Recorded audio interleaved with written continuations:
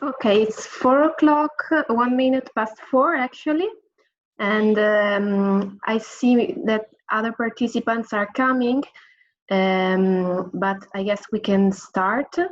Good morning, everybody, and welcome to this webinar. My name is Lucia, and I'm going to be the host of this webinar. So I'm going to give you just some technical information before the starting of the webinar. First of all, I ask you to keep your audio off so that we won't hear any noises disturbing the debate, while you can keep your video on if you wish to. As you know, you can also ask questions to the speaker. You can do it by writing to me via chat, and I will give you the floor during the Q&A session, asking you to activate your audio so that you can ask your question directly to the speakers. I got nothing else to say, so I can leave the floor to Roberta Regazzoni and enjoy your webinar. Roberta? So thank you, Lucia. Thank you to all. It's really thrilling to have you all here for this seminar. And I hope the connections will help us to hold this seminar. And I would like to introduce the participants, first of all, the speakers. And Jacopo Monacinaldini is a lawyer. He specializes in international contracts and disputes based in Florence. And he's a member of Italian Forum for Arbitration and ADR, Italian Association for Arbitration, the Chartered Institute of Arbitrators, and Dispute Board Foundation. While George has a business, economic, and management background and has had a successful career as CEO, board director, company coach, trainer, and mediator. He is actually a very active international mediator, and by the way, one of our international mediators at the chamber. His motto could be connecting people, like Nokia, if you remember. Avi is what I define a med star. He's very known in our environment, in the mediation environment. And he's a pioneer of practice, training, advocacy, and mediation. He cooperates in drafting the European Code of Conduct for Mediators. He is a civil judge and a former attorney, as well as a former member of the Belgian Mediation Commission. And he's also the vice president of the Belgian GEME, le Groupement Européen des Magistrats pour la Médiation. I myself, Roberta Regazzoni, and I work for the Milan Chamber of Arbitration. I've always been in the mediation department. And over the last 5 years, I focused more on non-legislative decree mediation. Maybe you know that in Italy we have a peculiar legislation on mediation. Well, the chamber activated also different mediation services not connected with the national legislation. We will talk about it later. So I will give the floor to Jacopo. Jacopo, please, can you start? You're muted. Okay. Okay, you can hear me. Yes. Thank you, Roberta. Thank you for your kind introduction. And good afternoon, all. I would like to thank Roberta again, Lucia, and the CAM for having organized this webinar, which is about renegotiation of contracts under pandemic time through ADR methods other than arbitration. In this context, I do believe that a complex negotiation might be much more efficient if it is held through a creative mediation, detached from legal principles, from legal procedures. And I suppose that on this topic, my distinguished colleagues, Roberta, George, and Davi, will elaborate more after my speech. But at the same time, I must say that it quite often happens that one party who wishes to renegotiate a contract asks the lawyer if there is a legal ground to claim an adjustment of his or her performance.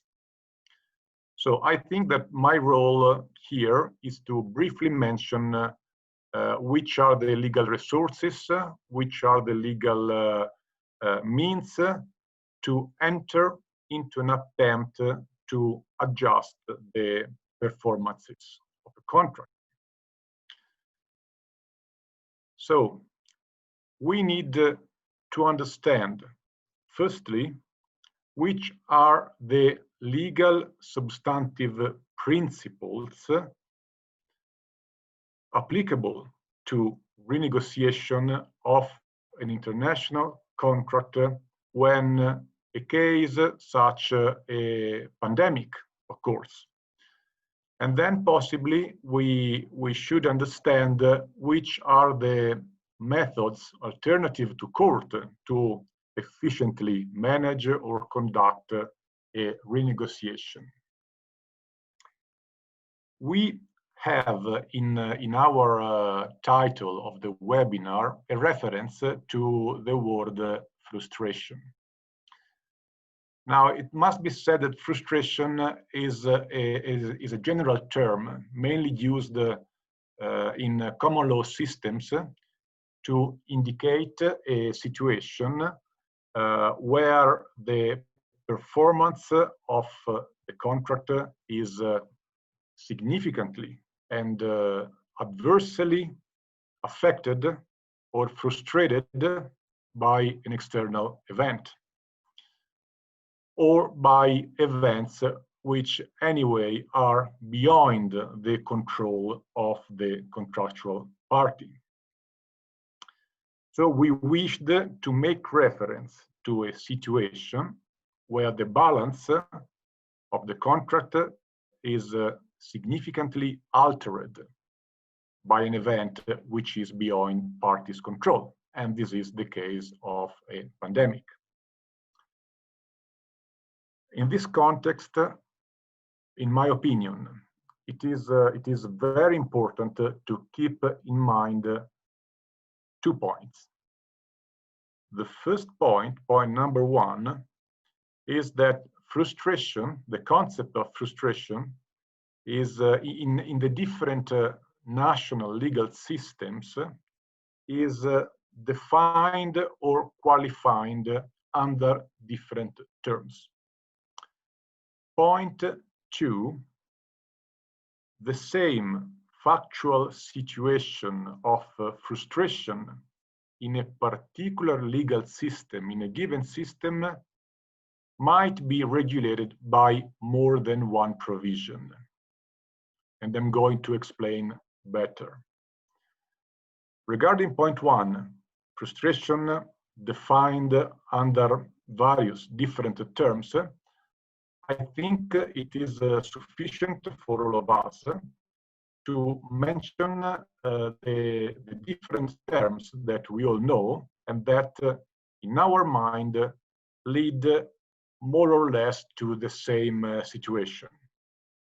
I mean terms like frustration, hardship, force majeure, disruption, and so on. Other terms that might be also in different languages.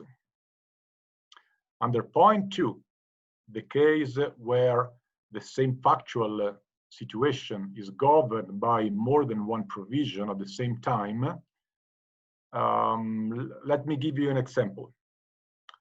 let's suppose that in a legal system, there is a definition for hardship and the definition for force majeure.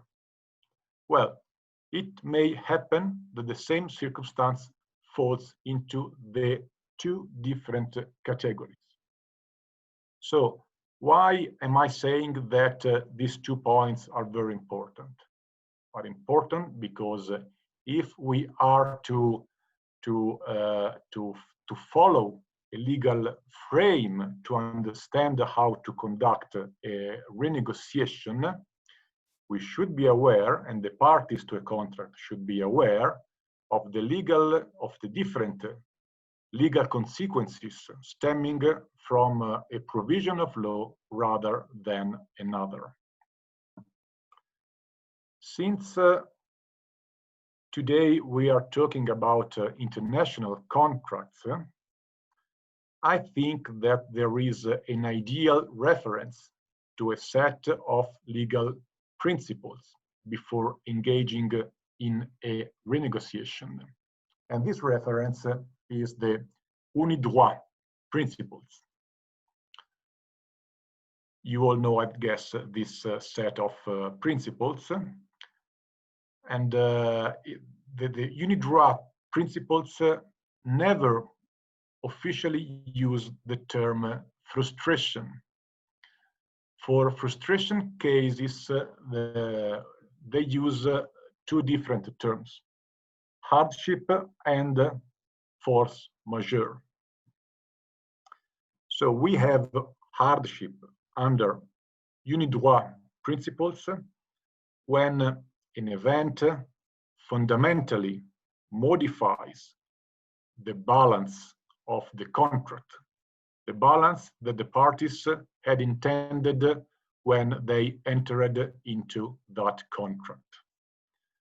While force majeure occurs when the performance of a contractual party becomes impossible because of an event that is beyond that party's control. Now, I will try to share the screen because these two articles of unidroit principles are really clear, and I find that it is a useful exercise to go through these two articles. So I will give you some time, some seconds, to read these articles if I'm able. Yes, there we go, to share the screen. Roberta, if you hear me, can you confirm that you see the document? Yes. Yes, we Okay. can see the document. Okay. No, it was the wrong document.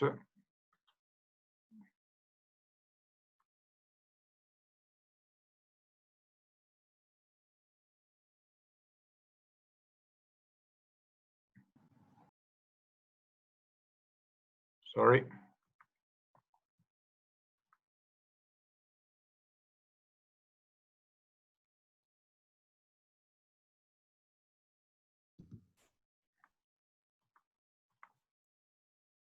Since I don't find it, I'm going to read the relevant parts.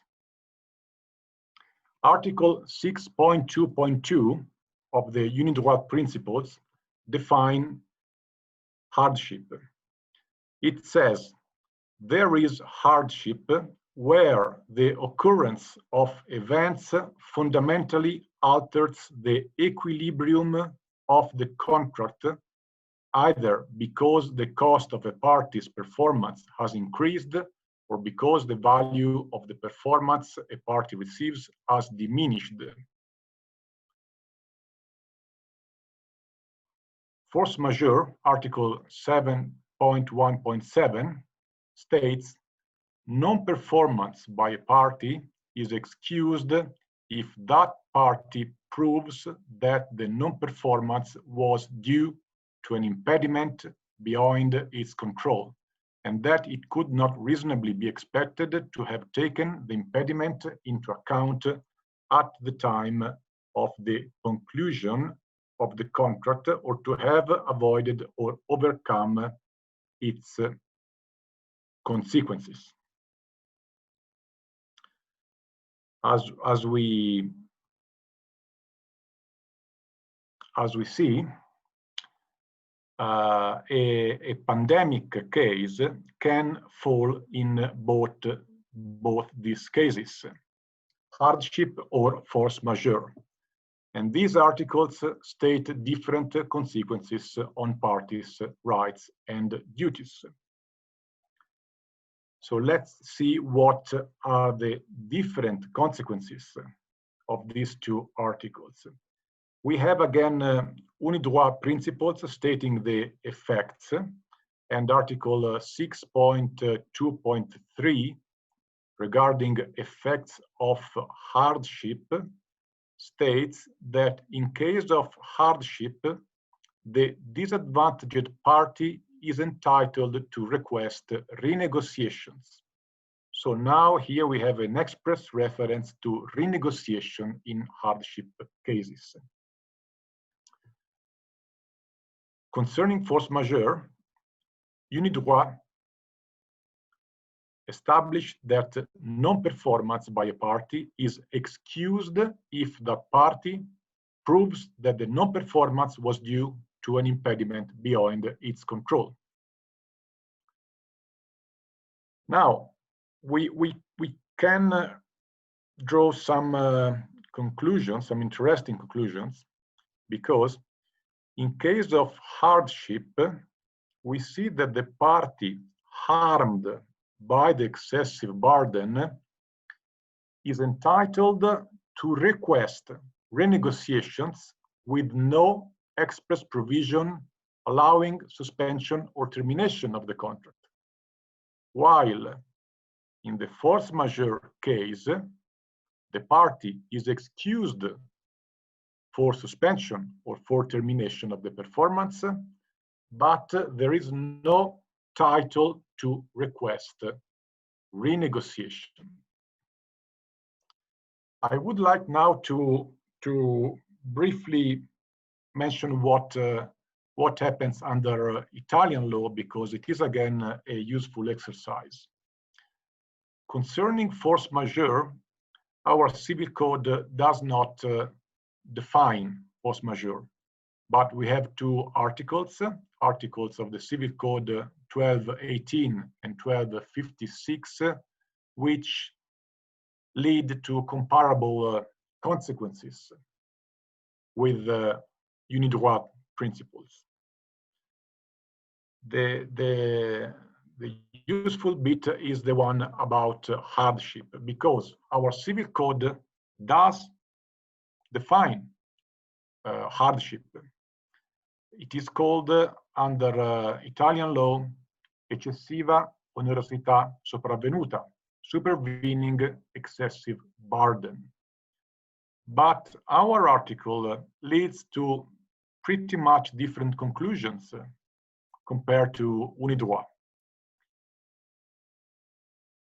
Because under Italian law, the disadvantaged party may just terminate the contract with no title to request renegotiations. In our system, renegotiations under hardship are admitted only if, pursuant to the notice of termination given by the disadvantaged party, the other party offers availability to renegotiate. So you may understand that the disadvantaged party has to be at a risk, has to give notice of termination. And it might well be that the other party accepts termination without offering the possibility to renegotiate. Which is my conclusion on the legal principles applicable to renegotiation. The conclusion is that under pandemic circumstances, renegotiation is expressly admitted by unidroit in case of hardship. But things may work differently under domestic systems. Now, Roberta, if I have other 5 minutes, I can go ahead talking about the methods to resolve these situations. Jacopo, you have 1 minute and a half. Can you do it? So yes, of course. Very, very briefly. I find that specifically talking about pandemic circumstances, the nature of the disputes are always about quantum, about price adjustment, about time of performance. In other words, in these cases, the decision maker has not to ascertain the rights and duties of the parties. It is a much more simple decision, if you want. I called in the past this kind of disputes which stand before a proper dispute. I called in the past quasi-disputes or quasi-disputes. And there is this category, because if we look at some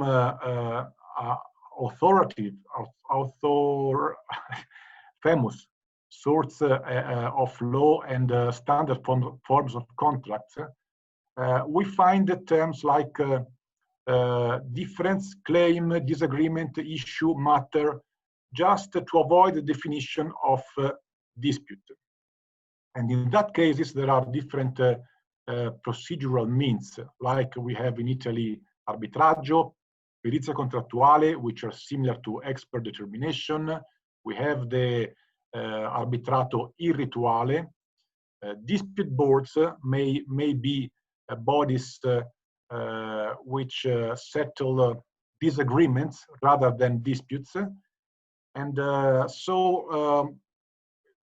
for pandemic related disputes, I think that there might be other methods which stand between mediation and arbitration. I talked about disagreement, which is the translation of what the Camera Arbitrale stated in its new tools, arbitraggio and expedited arbitration, where correctly I find they talk about disaccordo, disagreement, and not a dispute, to propose the arbitraggio service, which is, as we know, something different from arbitration or arbitrato.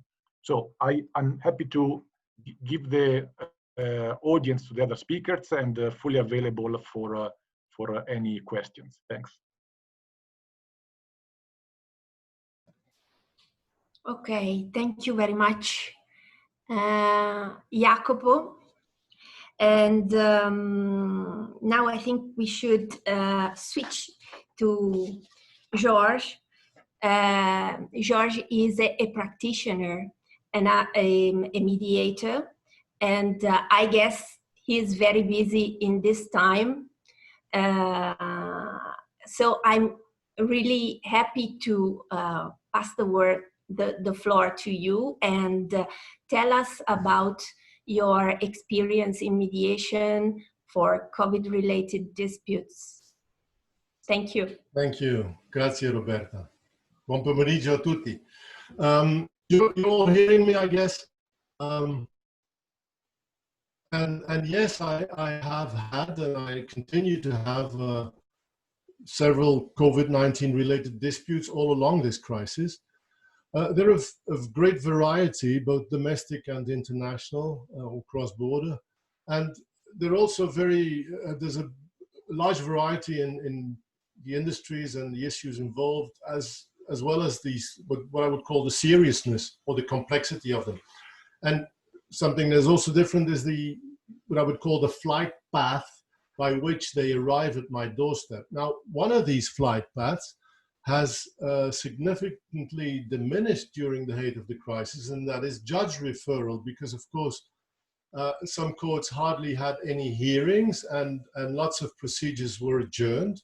But I had during this crisis, well, parties contacting me, lawyers contacting me, and so on, from the simplest issues to the more complex issues.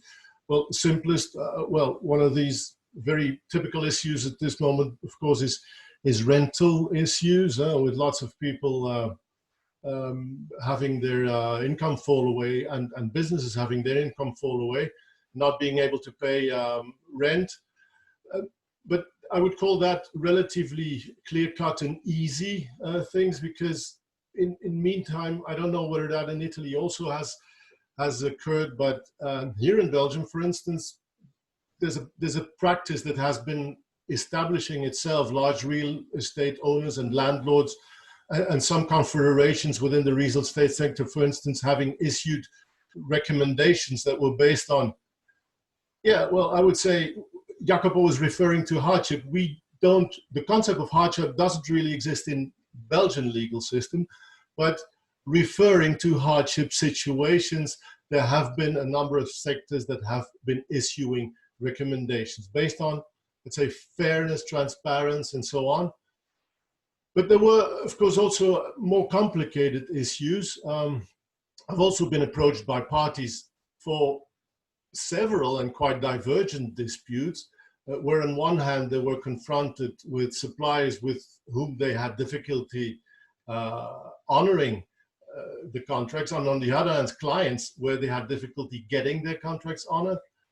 I was also, during this crisis, and still am, involved in 2 pro bono initiatives that were set up, because of course one of the things that this emergency calls for is this renegotiation of a large number of current current contracts, and one of these pro bono initiatives is very successful. It's I think at least that Gerard Kuiper is in the audience today, and he's the chairman of B Mediation. He's also a board member of the Brussels Chamber of Commerce, and at his initiative, the Brussels Chamber of Commerce opened a hotline / crisis center, emergency center for companies in difficulty due to COVID-19, and with a volunteer task force of mediators to set up to facilitate both these contract renegotiations as the dispute resolutions related to this crisis. And also there you have a number of disputes arriving there from the simplest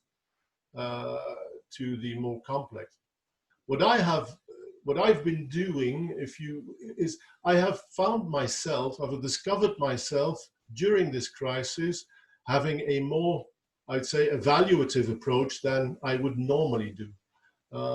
Since, of course, not only there's emergency, we lack time and so on. We have to move on quite rapidly. So what I will most of the time call upon is on this, I'd say, multi-centered and holistic approach of this hardship situation.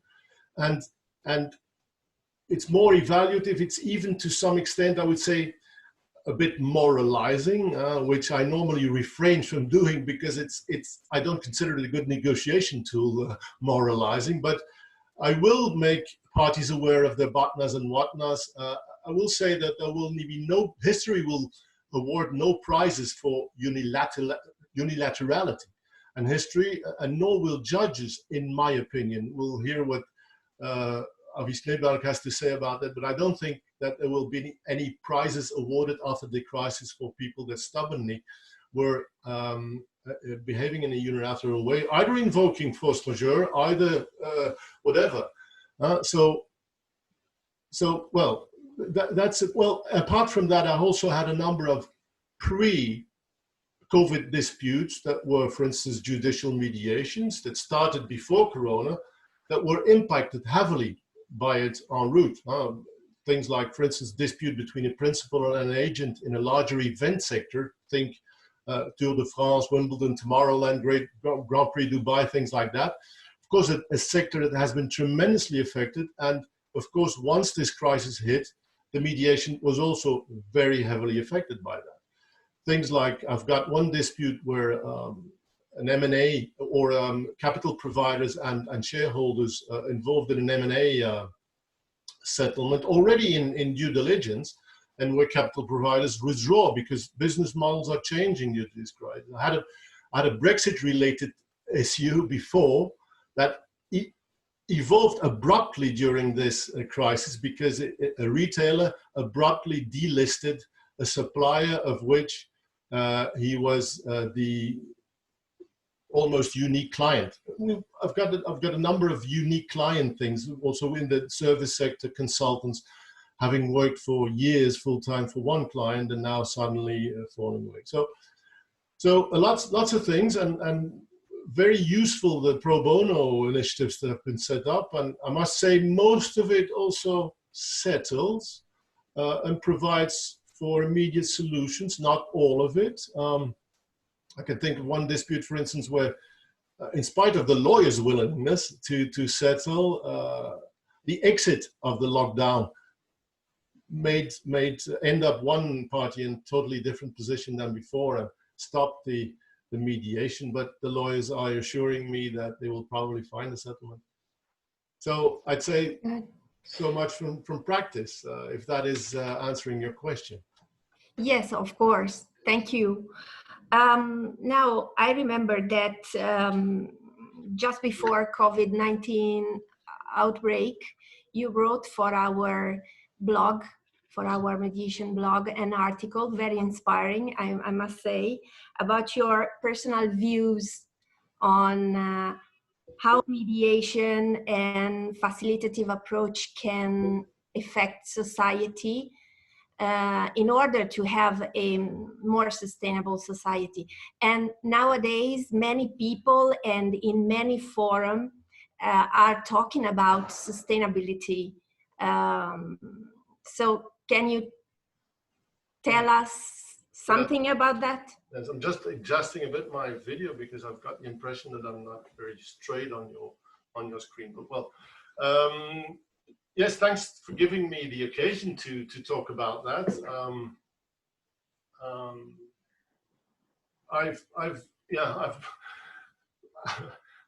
It's been a long time since I'm thinking that integrating the principles of mediation as a whole could, and also from a very young age, indeed, and that was the article on the blog was about.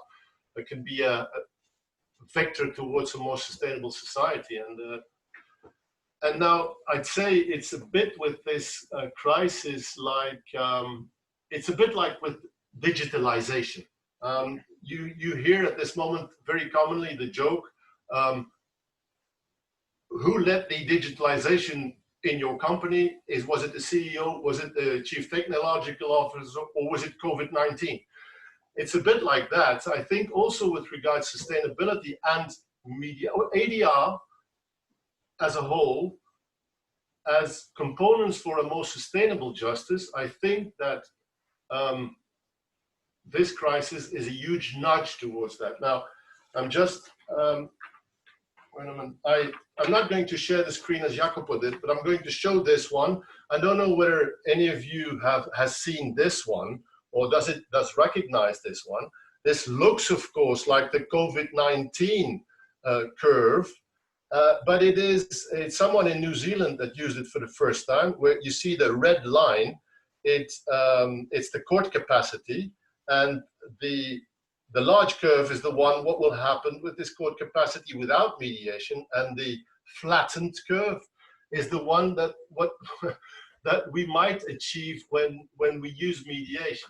So I think, yes, there's a lot of, we're gaining a lot of insights on the fact that indeed ADR in general and mediation as such is an ad hoc solution with regards to court capacity of our countries, because let's face it, all of our justice systems are facing emergencies, and it's calling for a paradigm shift. So, for instance, here in Belgium, I mean, we have the biggest caseload after Romania in the European Union, and just for a first instance judgment, it will take on average 555 days in a civil and commercial court. So courts will struggle in adapting to the new reality. And they're already sometimes lagging behind on a number of things. So I don't believe in instant productivity improvements and so on. So I think we have a big momentum. There is a window of opportunity right now for ADR but not purely of ADR as such, and that's where I want to come to, but of ADR within a bigger picture shift of sustainable transformation. We were already observing that before this crisis, things like the signature of the Singapore Convention, things like lots of countries adopting new laws incentivizing, I don't know whether that's a good word, incentivizing ADR. And now we've got a nudge towards that. And there's a lot of opinion leaders, and we might talk about perhaps that later, that are going to that direction. We have been on a very long journey with regards to that.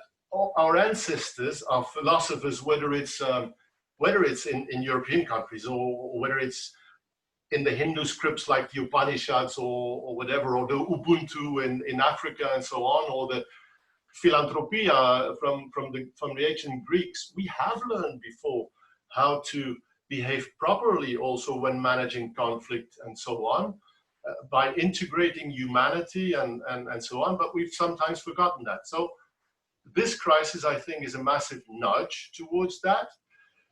Things are happening that are even making ADR, I would say, a bit legally binding, a little bit more than non-committal corporate social responsibility. Things like the new laws and the signing of the Singapore Convention is making ADR a bit legally binding. You have to, I'd argue that it's legally binding, a bit like in the United States, we had the Business Roundtable sign officially a convention last year on that it's an obligation to have a look at the interests of all stakeholders. I would argue that makes it a little bit legally binding as well.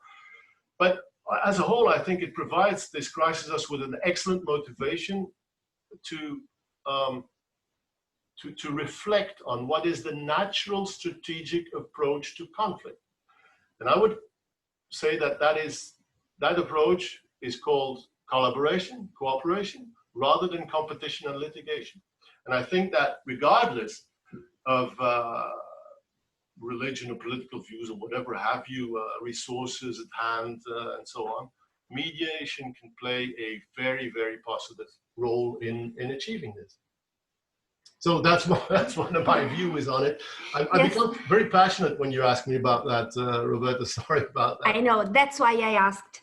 But saying that mediation is a natural approach to conflict, I'm not so sure. I think you're very, very optimistic. And in your opinion, will stakeholders like lawyers, judges, businesses understand and follow this kind of? I would say yes. I think the spirits are shifting all right. We see pleas at this moment by dozens of opinion leaders. How many webinars have we had on the subject already all over the world? I see academics, I see lawyers, I see judges, like for instance Avi Schneebelk, who's with us today and who will share his opinions about it, that are calling upon their peers, calling upon society, calling upon common sense and so on. The UN explicited in their latest annual report how conflict prevention and resolution is fitting within the achievement of the Sustainable Development Goals. And I know you know very well the UN's ombudsman, who's very known in Italy, but who is promoting that as well. We see several examples. I think I send you an example of the Spanish board of first instance judges in Valencia, who a couple of weeks ago approved the measure of systematic referral to mediation as a form of sustainable justice. We see also in Italy, for instance, manifesto by Professor Paolo Lucarelli from Firenze, Manifesto della Giustizia Complementare alla Giurisdizione, we see lots of opinion leaders calling upon these things and calling upon means to put this in place, powerful means and tools to put this in place, mezzi potenti per la gestione efficiente del cambiamento, she calls it. So, and I know that in Italy it convinced and a lot of people within the business society, within the judiciary, with lawyers, academics, and so on. And so we have a lot, but we of course, so I'm confident with the shift, I would say, but of course we also have critics. We have criticism, but there's one interesting thing, and I'd like to perhaps end with that. One interesting thing that I am observing that it appears to me that it's I would say becoming less and less bon ton to oppose this shift, even within certain circles. But of course, there remains opposition. I saw in Italy Stefano Sutti publishing what they don't tell you, quello che non vi dicono della mediazione, a harsh criticism on complementary justice as a whole, I would call it. But okay, I think there's less and less of this kind of opposition. And apart from that, I respect his opinion. I have understanding for the reasons he's giving. I also have understanding for the interests he's standing for, of course. I can even understand part of his criticism for instance, the Italian mandatory mediation system. And I would say, indulgent and think that if we talk, we may find common ground. So, but he is stuck on his position, communicates it in a very polarizing way with data, as you know, that is a bit tendentious, figures that are simply wrong, and the judging and sometimes even contemptuous way of communicating it. So I'd say that tells it all. It says it all. It makes clear the difference between us, mediators, and perhaps win-lose oriented gladiator lawyers. But as a whole, I'm very, very confident. Great. Thank you for your optimism. I need it. I don't know if the other people need it, but I do. And well, at this point, I think I should talk myself. So I would say just a few things that I've read on the newsletter and articles I daily read. The ANAC, the Italian Authority for Anti-Corruption and Transparency in Public Procurement, said that 19 billions of euros are stuck. They are obviously public procurement contracts have been stuck over March and April during the COVID and the isolation. And 3 billion of those were about, security system, respirators, health stuff, masks, face masks, etc., and all the garment for the health system.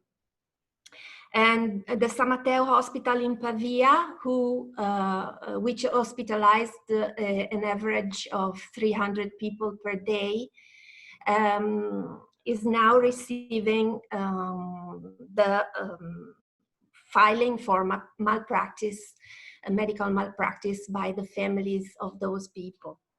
And also think about the assets and money who has been stuck in the courts during the suspension period. It's a huge amount of money. And you also should think that in Italy, the national, let's say the domestic system of mediation has also suspended, because mediation in Italy is like a segment, a first step before going to court. So I don't know you, but I think that it was crazy to stop mediating for those periods. The period that we most deserve and need mediation, you cannot find a mediation provider mediating for you.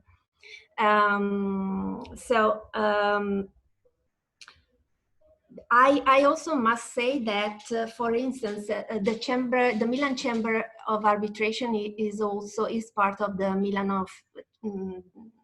the Chamber of Commerce of Milan also, and we had contacts with our colleague that issues certificate of force majeure, because after China was the first country to issue this kind of certificates for billions for the Chinese companies making business abroad. And Italy started quite soon to issue those certificates. So the company could ask to the Chamber of Commerce this certificate, saying that they couldn't fulfill the contract because of the emergency situation, closure of borders and transports and so on. And actually it was a tool that wasn't very much used, at least in Italy. In Milan, we had 130 certificates issued at the end of April. But anyway, once you have your own force majeure certificate, what you do, is your problem resolved? I don't think so. So to me, mediation and facilitation is key in this period, because it's quick. You can activate it anytime at any stage of the dispute. You can also avoid the dispute, meaning that to me, in my experience, mediation is becoming more and more a tool to avoid to have a dispute with your partner in business. It's becoming a way to renegotiate contract, but also to negotiate contracts. It doesn't mean that the lawyer is useless in negotiation of contracts. It means just that, of course, lawyer, it can be a very good negotiator, but he represents a specific party, while the mediator represents both parties. So this is why, for me, mediation is key at the moment.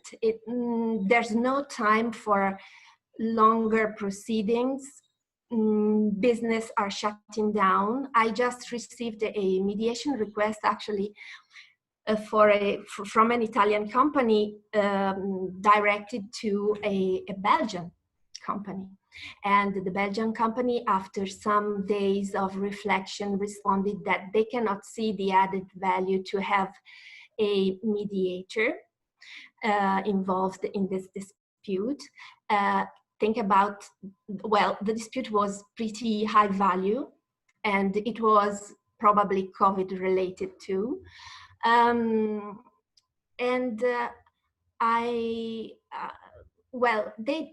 The Belgian decided to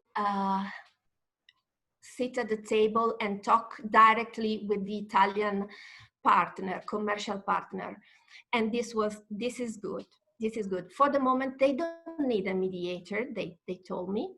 But obviously, I said, if you just have the need of a mediator, you just push the button, make a telephone call, and we will provide a good mediator for you instantly. And my thought beside all this is, you are destroying your partner in business, because it was really a very high value disputes, and possibly this Italian company in this period could have had a very bad hit by this problem. And So you are destroying your partner, which has been your partners for years, which never gave you problems. So in this way, you are also destroying part of your business, because now you have to look for another supplier with the same quality, especially quality, because at least in Italy, perhaps the prices of supply are not so low like in other countries, but the quality is very high. So in this way, you are damaging the other party and yourself, of course. I think my talk could end here. I must say also, I might add that the chamber, the Milan Chamber of Arbitration, also started with a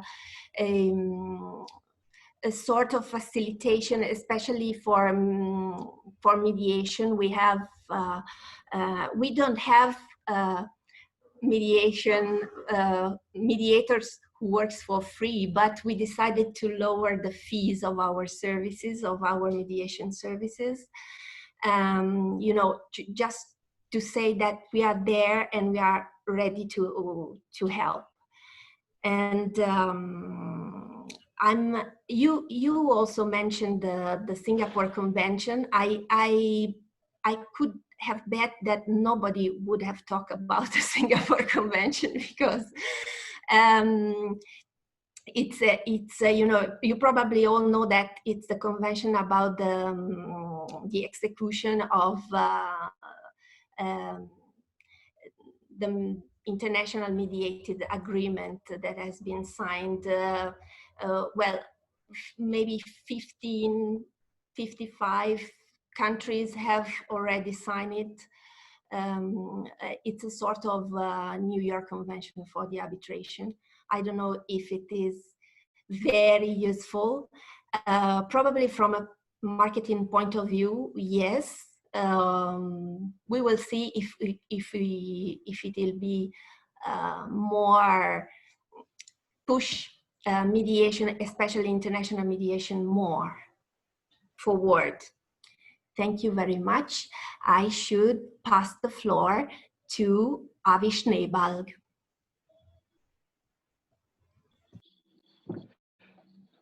Here I am.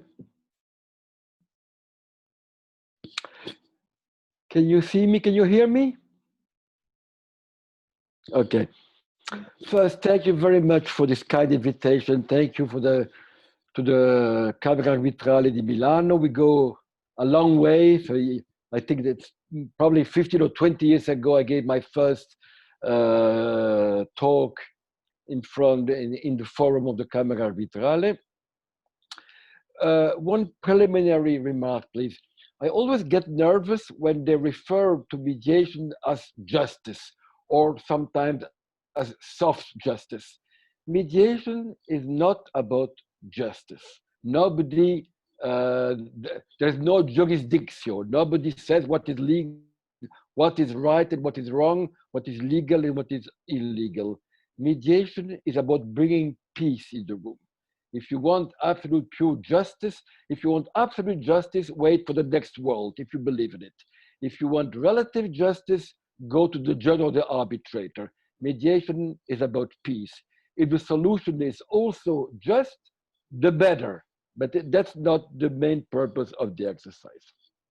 This being said, mediation is well known as the most famous, the best known instrument of ADR, of dispute resolution, less well known as dispute prevention, and even less well known as an instrument of drafting contracts or agreements between two companies. For example, mediation has been widely used in mergers between two companies with different corporate cultures.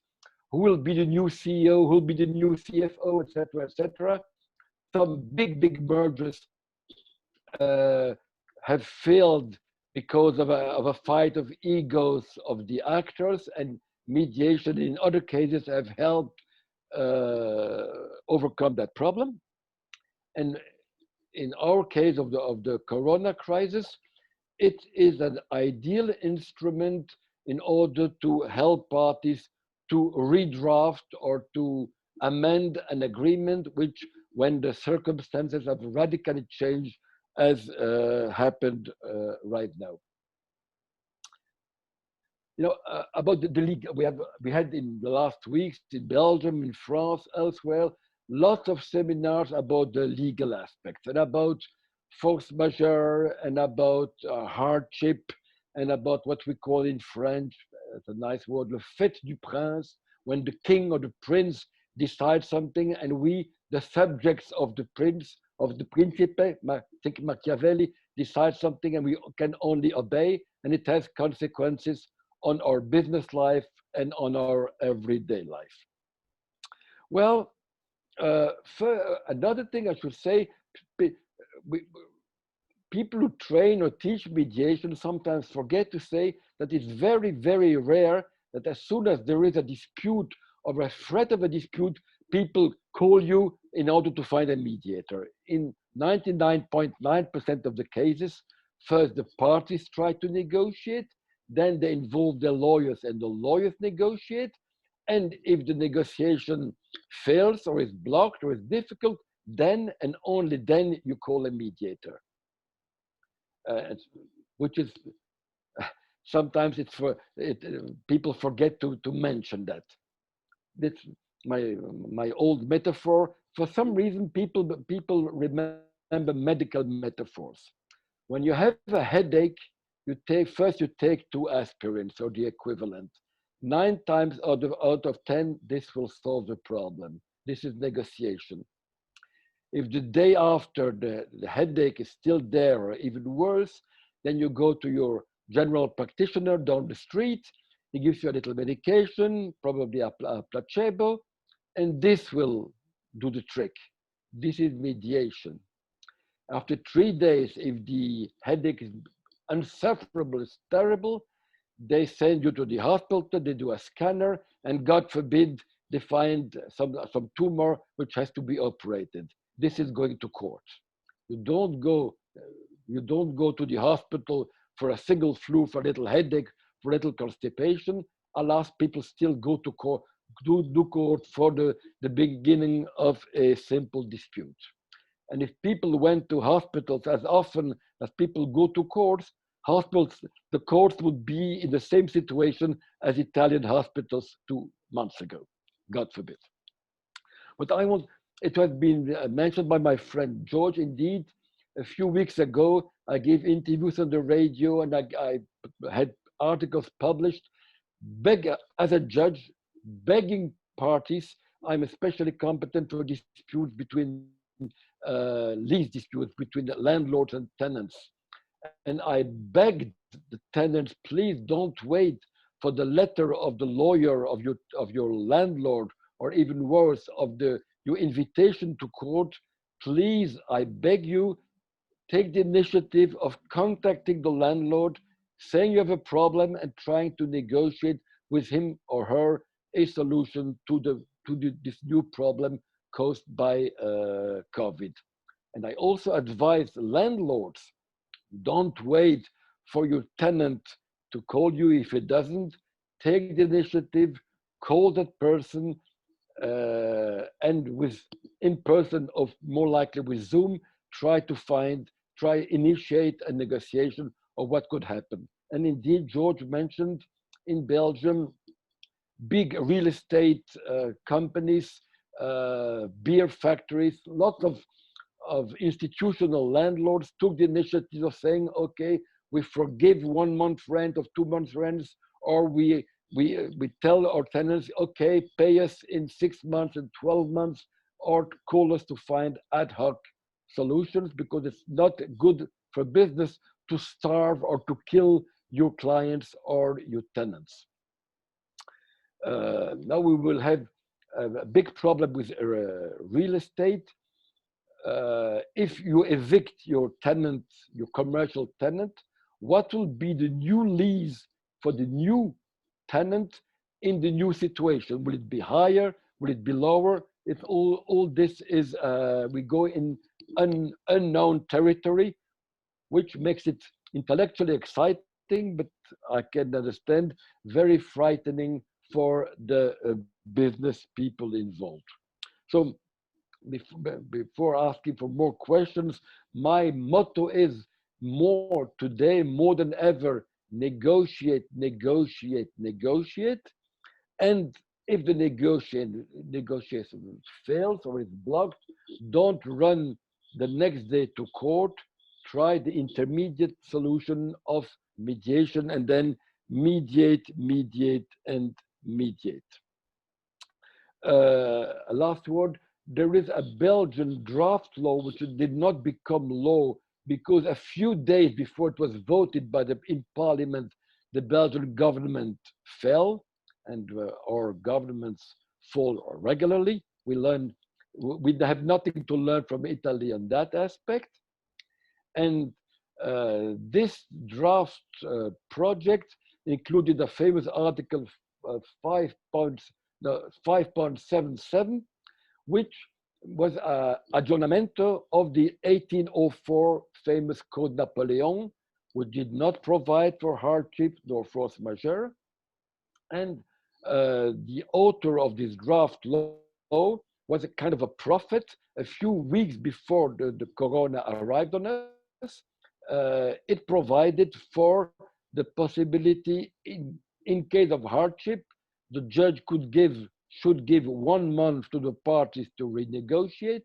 And if they fail to find an agreement, it's extraordinary, but the judge could himself or herself, on the basis of rationality and fairness, help parties or even impose parties a change, a modification in their contract,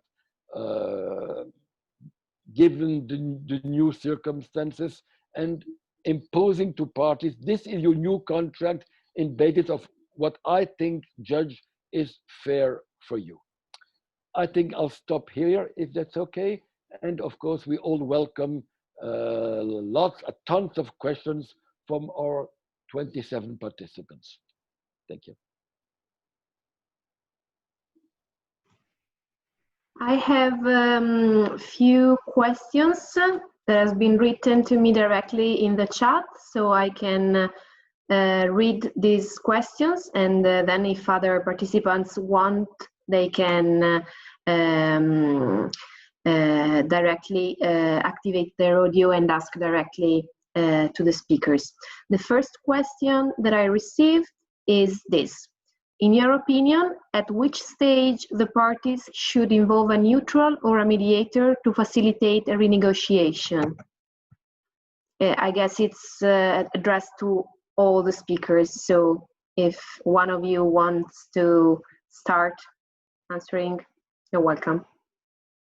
Maybe one word on that. One of my modest addenda to the theory of mediation is the importance of timing. As they say, you know, the American real estate say, in real estate, there are 3 important things: location, location, and location. In negotiation, in mediation, and maybe also in this particular form of negotiation, which is seduction, there are 3 important things: timing, timing, timing. Dear Lucia, when is the right time to give the first kiss to the girl? Sometimes after 30 seconds, sometimes after 30 months. It depends, and a good negotiator and a good mediator, first of all, has a good mastery of timing. It's what the Germans call Fingerspitzgefühle. You feel with the tips of your finger when is the right time to say something, to shut up, to ask, or to reply. Timing, timing. You have to feel what something. Well, the classical answer is as early as possible, before the dispute is crystallized, before people have invested heavily in lawyers and court cases.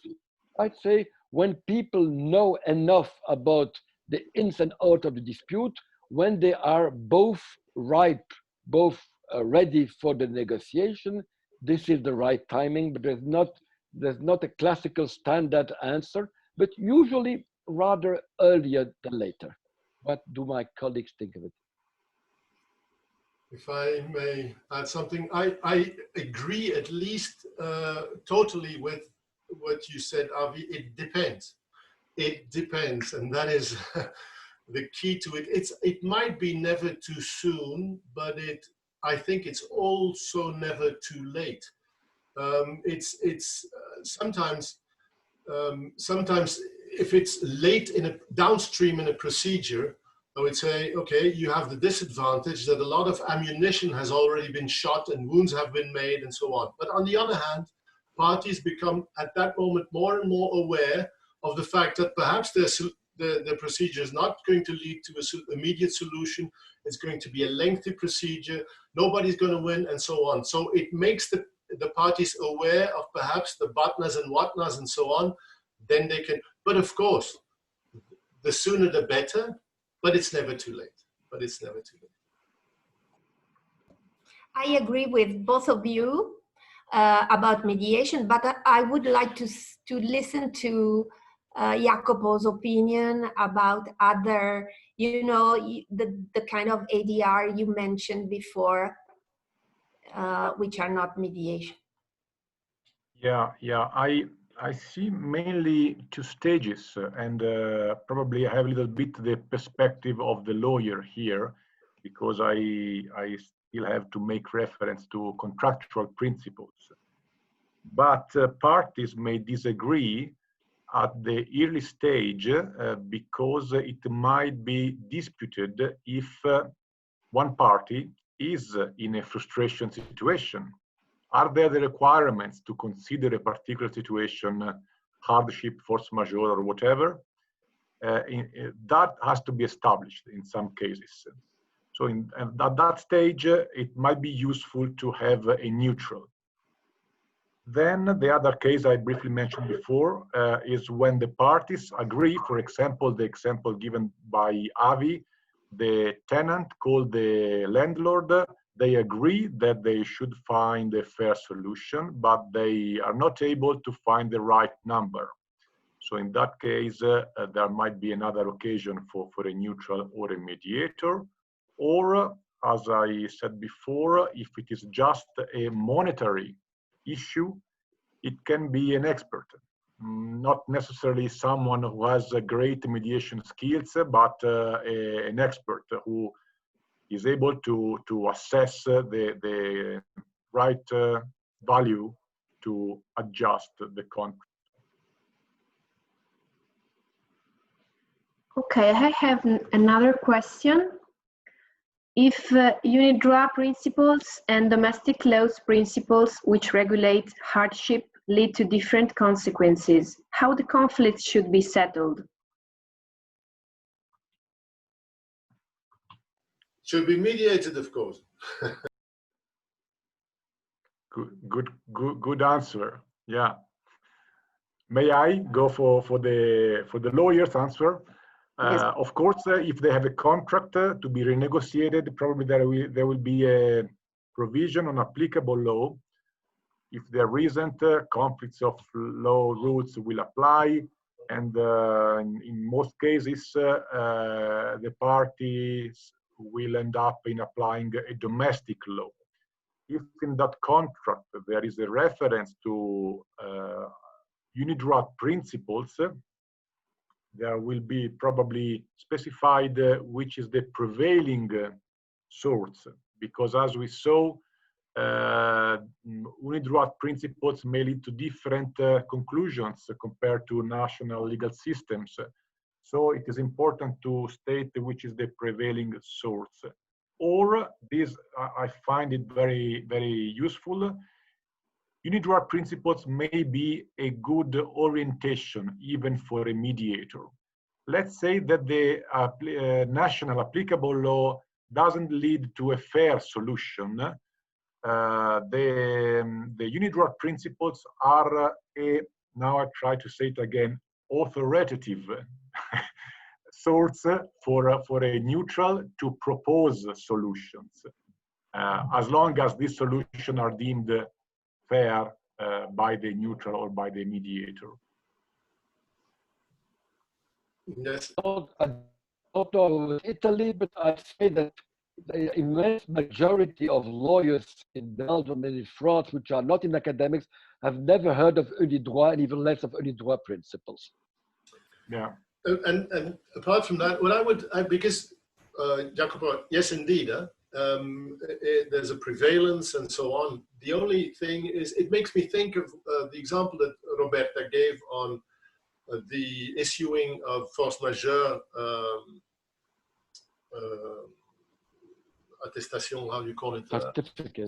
Certificate. Because, of course, this is not, as you said, Roberta, is this solving the situation? I don't think so. It's merely shifting the problem from one party to another. So it's not a holistic approach. And so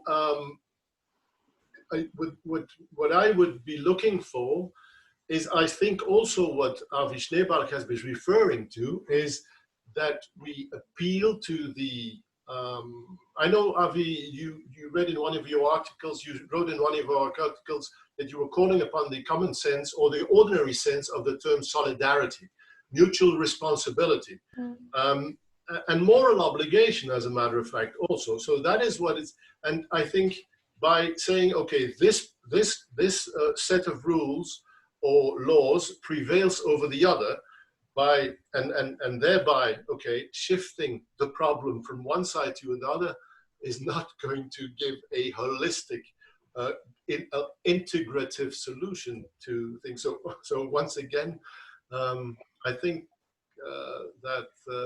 Well, that's the perspective of a lawyer anyway. So. Me too. When I was talking with my colleague of the Italo-Chinese Chamber of Commerce, we were exchanging information at that time, because those certificates issued by China look to them like a miracle. So I got the certification, go away. I don't owe you any money, any contractual obligation, performance, and so on. But then the problem is still there. So, it's reciprocal, I think, also, because another business partner from the other side can tell you the same. Look, I have the certification. So, yes, it's a different paradigm, I think, and different tools to resolve a situation in different ways. But I really think that when you're lacking time and you're pressed by emergency and so on, I think that I cannot think about another tool that can help you to bypass the crisis. I mean, I'm also just a little segment of your contractual relationship, so an impasse, and you can go further, perfectly safe, with your business saved, the business of your contractual party saved. It's I think in this moment, ADR, I was so freezed. I freezed when I heard that, I read that the Italian government suspended mediation for that period. And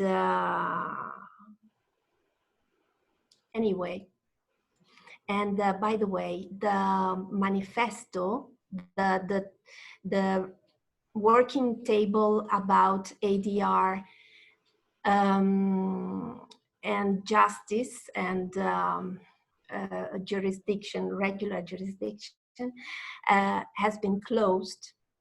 I think some days ago, just because he terminated the mandate and not for any other reason. But the mandate is not yet renewed. No, exactly. Okay.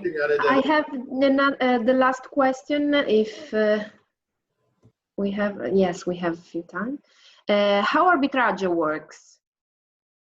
I guess maybe Roberta or Jacopo can. I think this. Jacopo can reply to this question.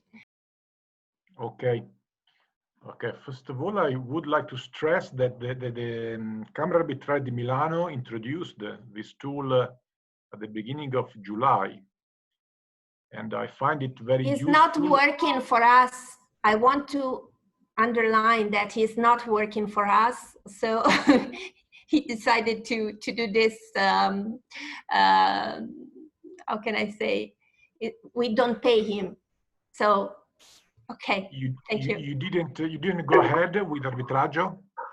Yes, of course. It was just a joke. She didn't bribe you to say this, Jacopo. Sorry? It was a joke. Really? No. It is on your website. Yes, of course. Only I was telling the participants that you are not working for the chamber because you are promoting us so well. I didn't get it. Better but, than I can do. No, I was doing that just because I find it very useful. I did actually do some arbitraggio for the Camera di Commercio di Milano, not for Camera Arbitrale.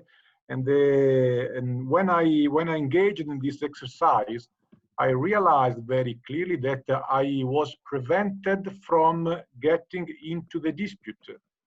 My task was limited to give a value, to fill a gap in the contract, and certainly not to ascertain some rights or duties. So that's important to understand that arbitraggio is a mandate to an expert to fill a gap in a contract. This can be done as for arbitration at the time of the contract is drafted or with an ad hoc agreement. So in these pandemic cases, I think that very often arbitraggio is more suitable than, of course, than arbitration, and probably in some cases also compared to mediation, because it is just necessary to find the right item in the contract. This must be based on the parties' agreement, and it is not an agreement to defer a dispute to a third party, to a neutral. It is an agreement to ask help to determine a particular item in the contract. Thank you, Jacopo. Since we are talking about arbitraggio, I just wish to inform you that the Milan Chamber has organized a webinar on this topic on July 22nd. So if you wish to participate, you can go to our to the webpage of the webinar and register online. I don't have... that is made with Arbit, actually. Arbit. Yeah. I was co-chair until last year, so I'm very well informed about this seminar, but it's good to spread the notice to all. Yes. I don't have any other questions via chat. I don't know if you have something to add, you speakers. Okay, so I thank you for participating in this webinar, and I wish to see you all in person, I hope. And thank you, everybody, also for the participation of the participants. Thank you all. Pleasure. Thank you very much. Ciao, ciao, ciao. Thank you, ciao to all. Bye. Grazie, grazie. Bye bye. Thank you. And viva mediazione. Thanks, Avi.